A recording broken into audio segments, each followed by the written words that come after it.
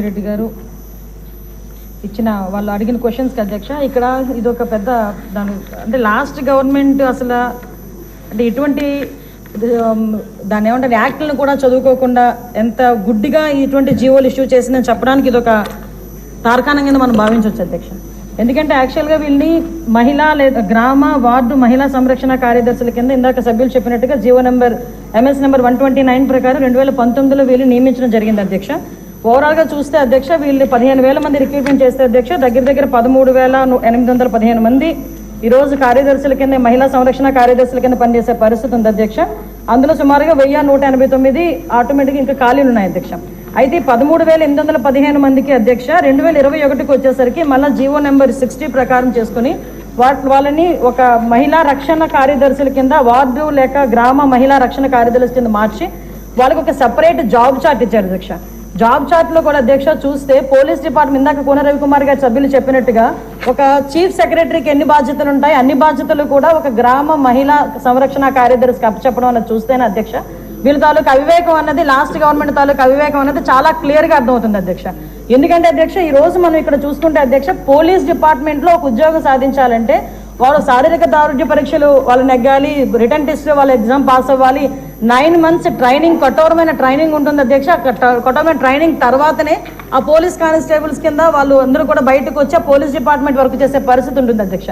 కానీ వీళ్ళని మహిళా రక్షణ కార్యదర్శి కింద ఏర్పాటు చేసిన తర్వాత కేవలం 2 వారాలు వాళ్ళకి ట్రైనింగ్ ఇచ్చి ఒకటేమో ఒక వారం పోలీస్ డిపార్ట్మెంట్ వాళ్ళు ఇంకొక వారం ఐసిడిఎస్ డిపార్ట్మెంట్ వాళ్ళు ట్రైనింగ్ ఇచ్చి ఓవరాల్గా చెప్పాలంటే వీళ్ళు గ్రామాల మీద వదిలేశారు అధ్యక్ష. వాళ్ళు పంపించిన తర్వాత కూడా వాళ్ళకి ఇష్టాలు కూడా గ్రహించకుండా పోలీస్ డ్రెస్ కూడా వాళ్ళకి వేయటానికి ఇంచుమించుగా పోలీస్ యూనిఫామ్ కూడా వాళ్ళకి వేయాలి అని చెప్పి వాళ్ళు రిస్ట్రిక్ట్ చేస్తే వాళ్ళు కూడా దానికి భయపడి బాధపడి చాలా మంది కోర్టులకు వెళ్ళిన సందర్భాలు కూడా ఉన్నాయి అధ్యక్ష. ఈరోజు కోర్టులో దగ్గర 7 రిట్ పిటిషన్లు మహిళా కార్యదర్శికి సంబంధించి ఒక అవగాహన లేకుండా డబ్బులు ఇచ్చుకుని పెట్టుకున్నాడు కదా, ఆ మేధావులందరూ కలిపి ఆల్రెడీ 12,000 మంది వీళ్ళు పనిచేస్తున్నారు కదా వీళ్ళని వాళ్ళు పోలీసుల కింద కన్వర్ట్ చేసేస్తే వాటిని తగ్గించి వచ్చని ఒక ఉచిత సలహా పడేశారు అధ్యక్ష. దానికి వెనకాతలు ఒక పోలీస్ డిపార్ట్మెంట్ మీద ఒక అవగాహన, పోలీస్ రిక్రూట్మెంట్ మీద ఒక అవగాహన, వాళ్ళ తాలూకా జాబ్ చార్ట్ మీద ఒక అవగాహన ఉండుంటే ఇలాంటి పని చేసి ఉండేవారు కాదు అధ్యక్ష. ఈ రోజు వీళ్ళ పరిస్థితి ఏమైపోయిందంటే వీళ్ళు వెళ్ళి రిపోర్ట్ చేయాల్సింది గ్రామ సెక్రటరీకి రిపోర్ట్ చేయాలి. వీళ్ళు అడ్మినిస్ట్రేటివ్ పవర్స్ ఎక్కడ ఉంటాయంటే పోలీస్ డిపార్ట్మెంట్ దగ్గర ఉంటాయి. వీళ్ళకి జీతం ఇచ్చేదేమో ఎంపీడీఓ, లీవ్ ఇచ్చేదేమో ఎంపీడీఓ, మళ్ళా తిరిగి ఒకవేళ ట్రాన్స్ఫర్ అవ్వాలంటే డిపార్ట్మెంట్ కలెక్టర్ దగ్గరికి వెళ్ళాలి అధ్యక్ష. అంటే వీళ్ళకి సంబంధించి ఒక అథారిటేటివ్ ఆఫీసర్ ఒకరు కూడా లేక ఇన్ని డిపార్ట్మెంట్స్తో పోనీ పైకి వచ్చిన తర్వాత ఏదైనా పని చేద్దామంటే వీళ్ళు తాలూకా అంటే పైత్యం ఎంత పెరిగిపోయిందంటే లాస్ట్ గవర్నమెంట్కి వీళ్ళ చేతే తక్కువ జీతాలు ఇచ్చి ఎక్కువ పని చేయించుకుందామని క్రైమ్ ఆఫ్ ఎఫెన్స్ దగ్గర కూడా కాపాడడానికి కూడా వీళ్ళు తీసుకెళ్లాలంట. నాన్ బెయిలబుల్ వారెంట్లకు సంబంధించి వీళ్ళు సపోర్ట్ చేయాలంట.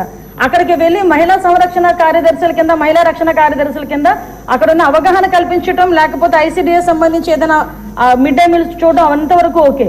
ఆఖరికి పోలీస్ డిపార్ట్మెంట్కి వాళ్ళ ఇన్వెస్టిగేషన్లోని కూడా వీళ్ళు హెల్ప్ చేసుకునే పరిస్థితి కనిపించింది.